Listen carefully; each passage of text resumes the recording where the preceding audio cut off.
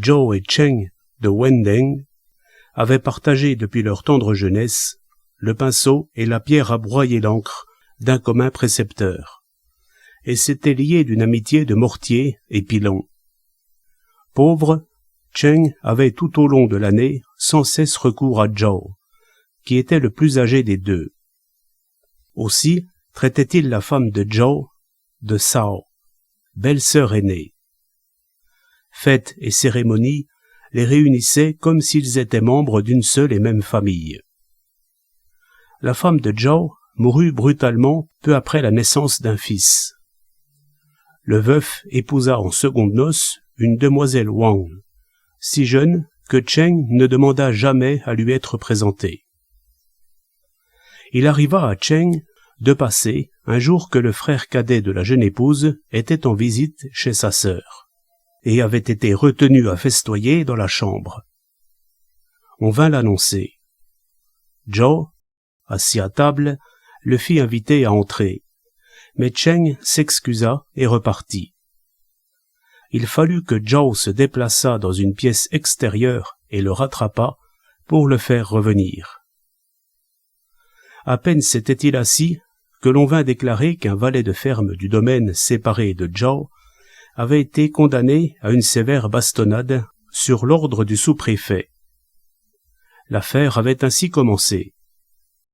Un vacher de la famille de Huang, du ministère de la fonction publique, avait laissé ses bêtes piétiner des champs sur les terres des Zhao. Il s'était copieusement insulté. Le vacher avait couru se plaindre auprès de son maître, qui avait fait saisir le valet et l'avait livré au mandarin. La bastonnade en était la conséquence. Quand il en eut appris la cause, Zhao s'emporta. Ces Huang n'étaient que de vils porchers. Comment osent-ils? Eux qui étaient au service de notre grand-père, si pressés d'arriver que plus personne ne compte à leurs yeux. Étouffant de colère, il se leva en proie à une telle indignation qu'il voulait aller sur-le-champ chez les Huang leur en demander raison. Cheng dut le retenir par la main pour l'en empêcher, et s'efforça de l'en dissuader. Le monde n'est que foire d'empoigne, sans distinction du noir ou du blanc, du juste ou de l'injuste. D'ailleurs, les magistrats ne sont-ils pas pour moitié des brigands sans armes? Zhao ne voulait rien entendre. Il fallut que son ami insistât à maintes reprises, au point d'aller jusqu'à verser des larmes, pour le décider à renoncer à cette démarche intempestive. Mais Zhao ne décolérait pas, se tournant et se retournant sur sa couche jusqu'à l'aube. Il déclarait à qui voulait l'entendre parmi ces gens: « Les Huang nous humilient. Bon, ce sont nos ennemis, laissons cela pour l'instant. Mais le patron de la sous-préfecture est un représentant de l'autorité impériale, et non un officier à la solde de quelque puissante maison.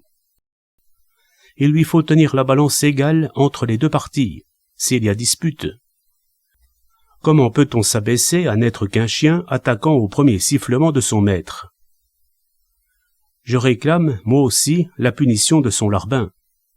On verra bien comment il réglera l'affaire. » Comme toute la maisonnée l'encourageait à s'engager dans cette voie, le plan en fut arrêté, et Zhao se rendit devant le sous-préfet déposer une plainte, que le magistrat déchira et jeta au panier. Zhao s'emporta, se laissant aller à des paroles outrageantes. Irrité et mortifié, le juge le fit arrêter et enchaîner séance tenante.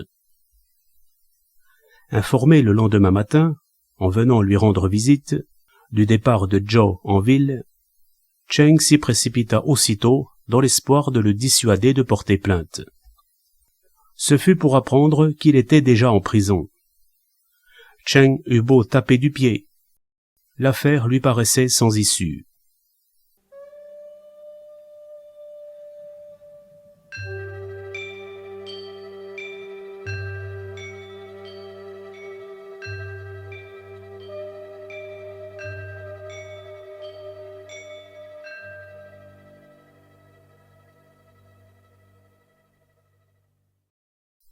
Il se trouvait que l'on avait capturé en ce temps-là 3 pirates. Le juge s'entendit avec les Huang pour les soudoyer et leur enjoindre de falsifier leur déposition en vue d'impliquer Zhao comme membre de leur bande. Sur la base de ce faux témoignage, le bachelier fut dégradé et bâtonné sauvagement. Cependant, Cheng réussit à pénétrer dans la prison, où les 2 amis se revirent face à face, accablés d'amertume. Cheng suggérait de faire appel en se prosternant à la porte du palais impérial. « Enchaîné dans cette geôle, je suis moins libre qu'oiseau en cage, » objecta Zhao. « Quant à mon jeune et faible frère, il ne sait que pourvoir à la nourriture du prisonnier. » Cheng se fit fort de le prendre sur lui. « C'est ma responsabilité, » assura-t-il en bombant le torse. « À quoi bon l'ami qui se dérobe à l'heure du péril ?» Sur ces paroles, il quitta son ami emprisonné. Quand le jeune frère de ce dernier vint lui apporter des fonds pour le voyage, Cheng était parti depuis longtemps. Arrivé à la capitale, il ne savait à quelle porte frapper pour introduire sa doléance. Enfin, le bruit courut que Sa Majesté allait sortir du palais à l'occasion d'une partie de chasse. Caché au marché du bois, Cheng attendit le moment où passait le cortège pour se jeter à terre et pousser force cris et lamentations de désespoir en gesticulant. Il réussit ainsi à faire parvenir la pétition en haut lieu. Les relais de poste furent chargés de la transmettre de toute urgence au gouverneur de la province, pour enquête sur l'affaire et rapport au trône. Il s'était alors écoulé plus de 10 mois. À la suite de ces accusations calomnieuses, la peine de mort avait déjà été proposée à l'encontre de Zhao. Aussi, grandement alarmé à la réception du pli impérial, le gouverneur décida cette fois de prendre en main la révision du cas. Les Huang l'étaient plus encore, au point de comploter l'élimination du prisonnier avant qu'il ne soit trop tard. Les geôliers furent soudoyés pour lui couper tout accès aux approvisionnements en nourriture ou en boisson. Il repoussait impitoyablement le jeune frère de Zhao chaque fois qu'il venait prendre de ses nouvelles en apportant de quoi manger. Cheng dut cette fois se rendre auprès du gouverneur pour dénoncer la manœuvre. Quand il put enfin être entendu, le prisonnier se trouvait déjà dans l'incapacité de se lever. Le gouverneur, hors de lui, fit bâtonner à mort les gardiens. Chez les Huang, ce fut la panique. Il leur fallut dépenser des milliers de taels pour obtenir d'être épargnés, en arguant que leur complicité n'était pas assez clairement établie. Le sous-préfet fut proposé à l'exil perpétuel pour forfaiture et prévarication. Relaxé, Zhao rentra chez lui, plus attaché que jamais à cet ami si dévoué. Sorti de l'imbroglio du procès, Cheng voyait le monde et ses affaires sous un jour si sombre qu'il invita son ami à se retirer avec lui en quelque lointaine retraite cachée. Mais, infatué de sa jeune et jolie femme, Zhao se contentait chaque fois de répondre par un sourire évasif. En ce qui le concernait, la décision de Cheng était irrévocable, bien qu'il n'eût pas ajouté un mot de plus à ce sujet. Il prit congé. Plusieurs jours s'écoulèrent sans qu'on le revît. Zhao envoya prendre de ses nouvelles auprès de sa famille. On répondit qu'on le croyait chez lui. On commençait à s'inquiéter de ne le savoir en aucun des 2 endroits. Connaissant son étrange tempérament, Zhao le fit chercher par monts et par vaux, dans les temples taoïstes, comme dans les monastères bouddhiques, sans négliger la moindre piste. En vain. Il prit en compassion le fils de son ami, lui envoyant régulièrement des secours. 8 ou 9 ans passèrent.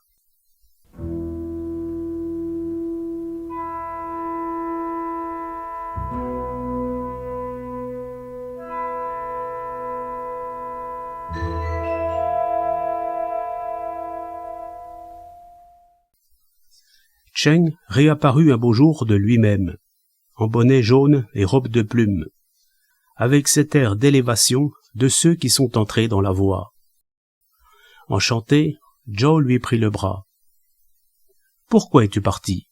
Je t'ai cherché partout. » Le nuage solitaire et la grue sauvage ne connaissent pas de lieu fixe, répliqua en souriant Cheng. « Je suis heureux de vous retrouver tous en bonne santé. » Joe fit servir à boire et, après avoir regretté leur longue séparation, l'engagea à changer de vêtements et à quitter sa robe d'adepte taoïste. Cheng sourit sans répondre. « C'est stupide. On n'abandonne pas femme et enfants comme de vieilles babouches, » se récria Zhao. « Mais non, » sourit Cheng, « on va m'abandonner. Ce n'est pas moi qui saurais abandonner qui que ce soit. » Comme Zhao lui demandait où il logeait, Cheng répondit. « Au palais de pureté d'en haut des monts du labeur. » Puis ils se couchèrent les pieds opposés. Zhao rêvait que Cheng, nu, pesait de tout son poids sur sa poitrine, lui coupant la respiration. Surpris, il avait beau lui demander ce qu'il faisait, il n'obtenait aucune réponse. Enfin, réveillé en sursaut, il appela son ami, en vain, s'assit et le chercha des yeux. Il avait disparu. Ou, le temps de calmer ses esprits, Zhao se rendit compte qu'il était étendu sur le lit de Cheng. « Je n'étais pourtant pas saoul hier soir, » se dit-il. « Comment sommes-nous arrivés à nous intervertir ?» Il appela le serveur qui apporta de la lumière. Lui, Zhao, était devenu Cheng, avec sa prestance. Zhao arborait une barbe fournie. Il passa la main à son menton et ne sentit que quelques poils épars. S'empara d'un miroir et se regarda, au comble de la stupéfaction. Si c'est Cheng qui est resté ici, où suis-je? Il fallut un bon moment avant que lumière se fasse en son esprit. Il comprit que ce devait être un tour de magie de Cheng pour le convaincre d'aller le rejoindre en sa retraite.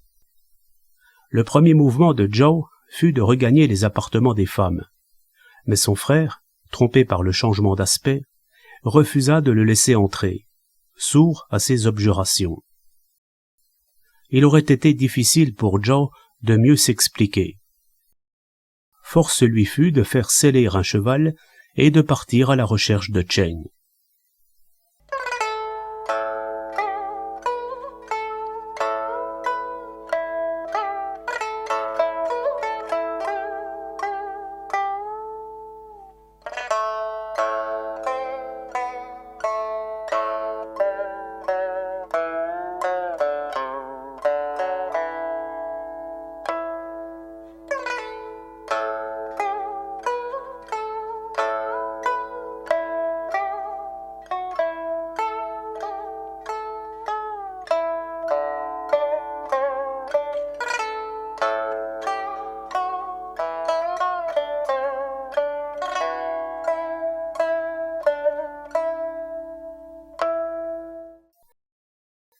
Il lui fallut plusieurs jours pour atteindre les monts du labeur.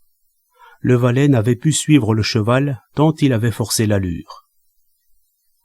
Tandis qu'il se reposait sous un arbre, Zhao vit nombre d'ermites aller et venir. Profitant de ce que l'un d'eux le regardait avec quelque insistance, il lui demanda des nouvelles de Cheng. Le taoïste se mit à rire. « Il me semble avoir déjà entendu ce nom-là. Paraît-il qu'il perche à la pureté d'en haut. » Il s'en fut, sur ces mots, droit devant lui. Zhao le suivit des yeux.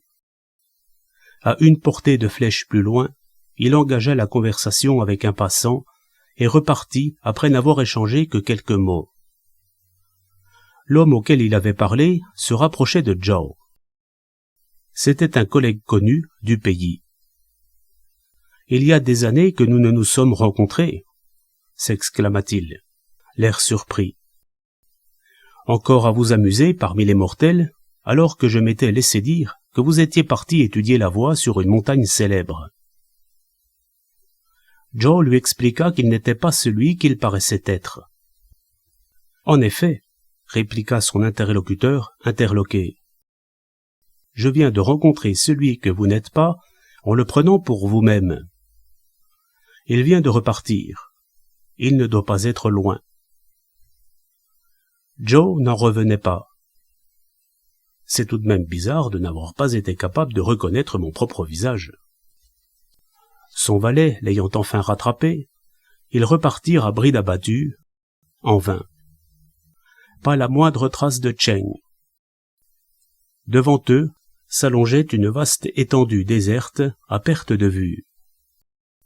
Fallait-il continuer ou se retirer? Joe se dit que, de toute façon, il n'avait plus de famille disposée à l'accueillir. Il prit donc la résolution de pousser ses recherches jusqu'au bout.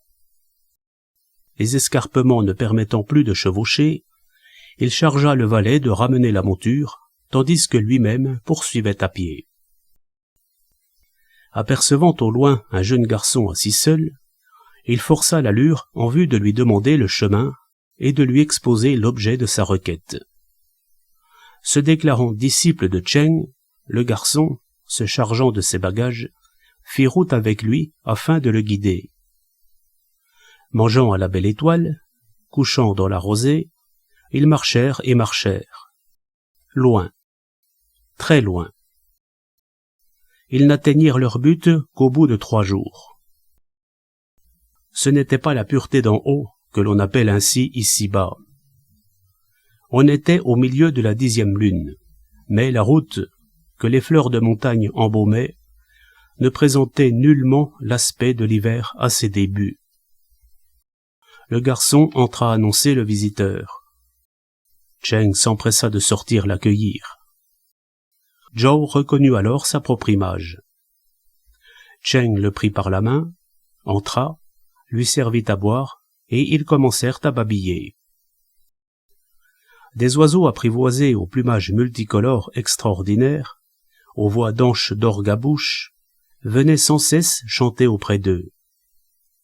Si émerveillé qu'il en fut en son fort intérieur, Joe pensait tant à sa demeure terrestre que l'idée de rester ne l'effleurait pas. Il y avait 2 coussins de jonc tressés à leurs pieds. Cheng les tira pour leur permettre de s'asseoir côte à côte. À partir de la 2e veille, les 1000 soucis qui assaillaient Joe firent place à une sereine quiétude. Avec le soudain sentiment de tomber dans le sommeil, il eut l'impression d'échanger sa personne avec Cheng. Il se tâta le menton et sentit qu'il était redevenu aussi barbu qu'auparavant. À l'aube, le désir du retour le ressaisit. Cheng dut beaucoup insister pour réussir à le retenir.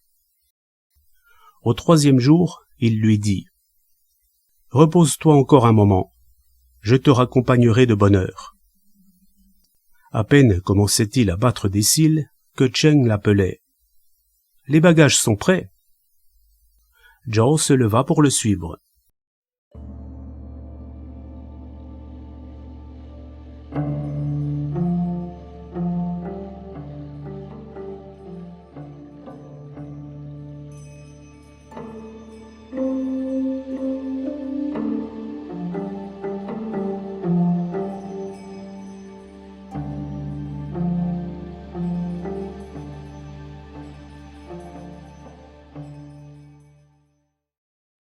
Ils empruntèrent un itinéraire tout à fait différent.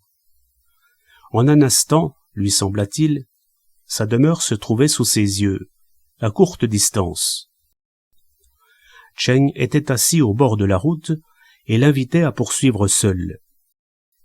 Après avoir vainement insisté pour qu'il l'accompagnât, Joe continua seul à pied jusqu'à la porte. Cogna sans obtenir de réponse. Et, comme il se résignait à sauter le mur, se sentit flotter, aussi léger qu'une feuille morte. D'un bond, il parvint de l'autre côté. Franchissant de la même façon une succession de murets, il se trouva enfin devant la chambre à coucher brillamment éclairée de lampes et de chandelles. Le bourdonnement d'une conversation lui signalait qu'on ne s'était pas encore couché. Il perça du bout de la langue le papier tendu sur la fenêtre pour observer à la dérobée ce qui s'y passait. Sa femme buvait en compagnie d'un valet, en prenant des attitudes d'une indécence révoltante. Consumé de colère jalouse, Joe songeait à les surprendre, mais craignait ne pouvoir l'emporter par ses seules forces. Aussi, tirant la barre en catimini, il sortit et courut mettre au courant Cheng, en le suppliant de lui prêter main forte. Celui-ci le suivit de bonne grâce en direction de la chambre à coucher. Joe souleva une pierre pour tenter de fracturer la porte, provoquant un mouvement de panique à l'intérieur. On répondit aux coups qui redoublaient en barricadant plus solidement l'entrée. Cheng dégaina et, dans un brusque fracas, força le passage au sabre. Tandis que Joe se précipitait à l'intérieur, le valet se jeta contre le ventail et tenta de s'enfuir. Mais Cheng l'attendait à la sortie. D'un coup de sabre, il lui trancha le bras à hauteur de l'épaule. Joe empoignait sa femme. L'interrogeant sans ménagement, il apprit que les honteux rapports avec le valet avaient commencé du temps où le mari était emprisonné. Joe emprunta l'arme de son ami pour trancher la tête de l'infidèle et lui arracher les tripes qu'il suspendit aux arbres de la cour.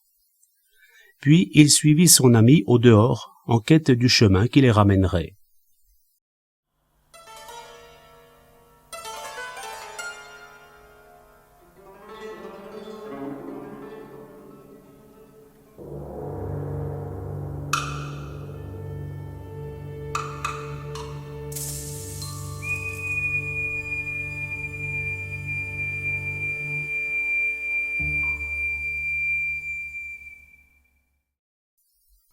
Joe se réveilla en sursaut.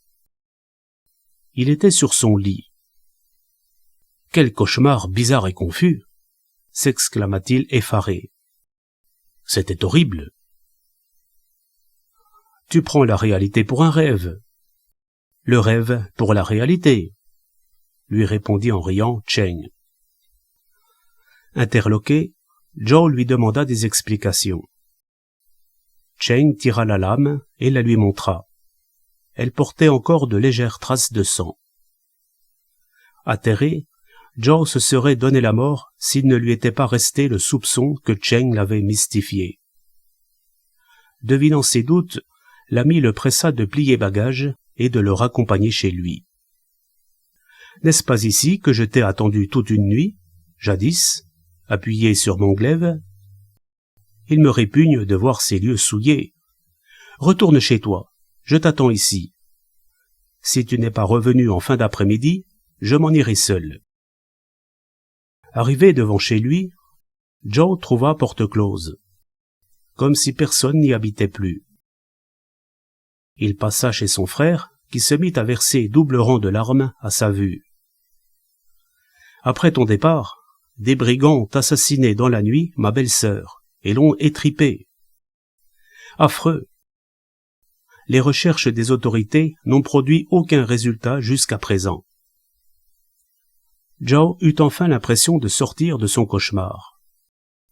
Il mit son frère au courant de la situation réelle et le pria de faire cesser l'enquête. Celui-ci en restait abasourdi, n'en croyant pas ses oreilles. Comme Joe demandait des nouvelles de son fils, il le fit apporter par la vieille nourrice. La vie de ce petit bonhomme dans les langes concerne l'avenir de notre lignée. Prends-en bien soin, mon frère. Je souhaite faire mes adieux à ce bas monde. Joe se leva et sortit sans se retourner. Son jeune frère courut le rattraper en pleurant, mais Joe poursuivait sa marche en souriant, sans lui prêter la moindre attention. Arrivé à la campagne, il aperçut Cheng et le rejoignit. Comme il partait, Joe se retourna une dernière fois pour crier de loin à son frère. « La patience est le secret du suprême bonheur. » Ce dernier était sur le point de répondre quelque chose, mais, dans un large mouvement de manche de Cheng, tous deux disparurent. Longtemps, le petit frère resta debout, accablé, avant de s'en retourner, secoué de violents sanglots. C'était un garçon simple, malhabile à gouverner les gens et à gérer ses biens. En peu d'années, la maison périclita. Le fils de Joe grandissait, mais on n'avait plus les moyens de faire venir un précepteur. Il lui fallut veiller seul à ses études.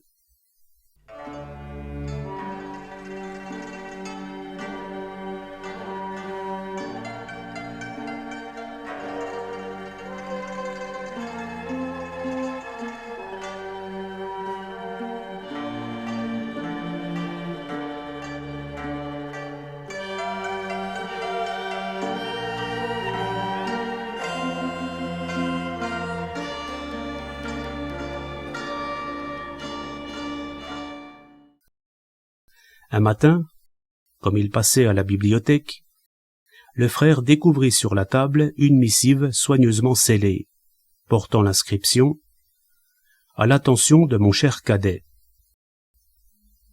Il reconnut l'écriture de son aîné, et l'ouvrit. L'enveloppe était vide. Rien, si ce n'était un bout d'ongle, long de l'épaisseur de 2 doigts. Intrigué, il posa l'ongle sur la pierre à broyer l'encre et sortit demander d'où venait la lettre. Personne ne le savait. Revenu dans la bibliothèque, il trouva la pierre étrangement scintillante. Elle s'était changée en or. Incroyable. Il essaya l'ongle sur du bronze, puis sur du fer. Même transformation. Devenu dès lors richissime, il fit don de 1000 taels au fils des Cheng. La rumeur courut que les deux familles se partageaient le secret de la transmutation en or des alchimistes.